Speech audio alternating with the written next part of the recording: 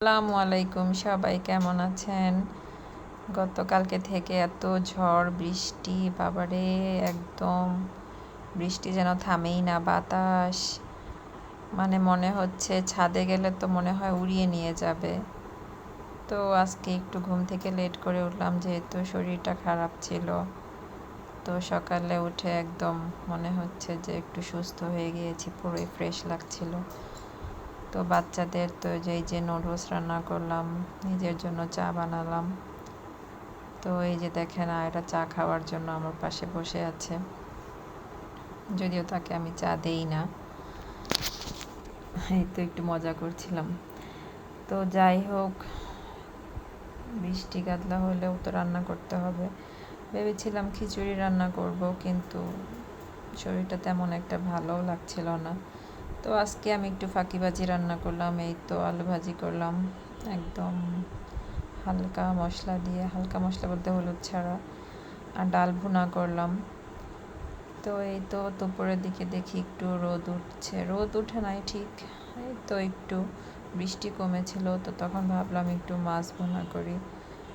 তো এখানে আমি মাছগুলোকে ভালো করে ধুয়ে এখন মশলা দিয়ে মাখিয়ে নেব। হালকা মাছের ঝোল করব, বেশি মশলা খাবো না। তো সবার এলাকাতেই তো বৃষ্টি হচ্ছে।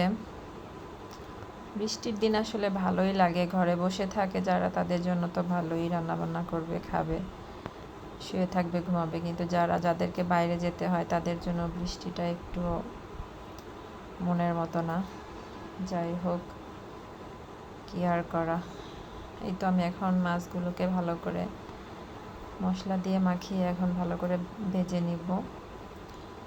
মাছগুলোকে ভেজে তারপর আমি একটু কষিয়ে নিব।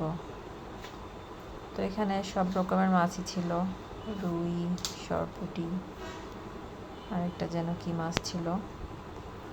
যেহেতু ফ্রিজটা খালি করতে হবে, তাই মাছের আইটেম বেশি করা হয়। তো এই তো মাছগুলোকে আমি ভেজে নিয়েছি, উল্টে পাল্টে দিচ্ছি। এখন মশলাটাকে ভালো করে কষিয়ে নেব। এই তো মশলাটাকে কষিয়ে নিচ্ছি। এখন মাছগুলিকে দিয়ে আর একটু কষিয়ে নিব, তারপর হালকা ঝোল দিয়ে দেব। তো সবাই কি কি রান্না করলেন আজকে দুপুরে কমেন্টে জানাবেন। ফেসবুকে ঢুকলে তো শুধু খিচুড়ির আইটেম, সবাই বৃষ্টিতে খিচুড়ি খাচ্ছে। আমার শরীরটা ভালো থাকলে আমিও রান্না করতাম, কিন্তু খিচুড়ি রান্না করতে আবার সাথে আরও কিছু আইটেম করতে হবে। তো এখন এগুলো করতে ইচ্ছা করছিল না। অসুস্থ থাকলে আসলে বোঝা যায় সুস্থতা কত বড় নিয়ামত। যাই হোক, এই তো বিকালের দিকে একটু বাচ্চাদেরকে নিয়ে ছাদে গিয়েছিলাম। আকাশটা তখনও মেঘলা ছিল, একদম অন্ধকার হয়েছিল, যদিও বৃষ্টি ছিল না। তো আমরা ছাদে থাকতে থাকতেই দেখলাম আকাশটা আস্তে আস্তে পরিষ্কার হয়ে যাচ্ছে, একদম সন্ধ্যার আগে আগে তো প্রায় রোদ উঠে যাচ্ছে, এমন অবস্থা। তো আকাশে অনেকগুলি প্লেন উঠছিল, বাচ্চারা খুব মজা করছিল। ওই যে দেখেন, এখন একটু একটু রোদ উঠছে, শেষে মানে সন্ধ্যার আগে আকাশটা একদম পরিষ্কার হয়ে গিয়েছে।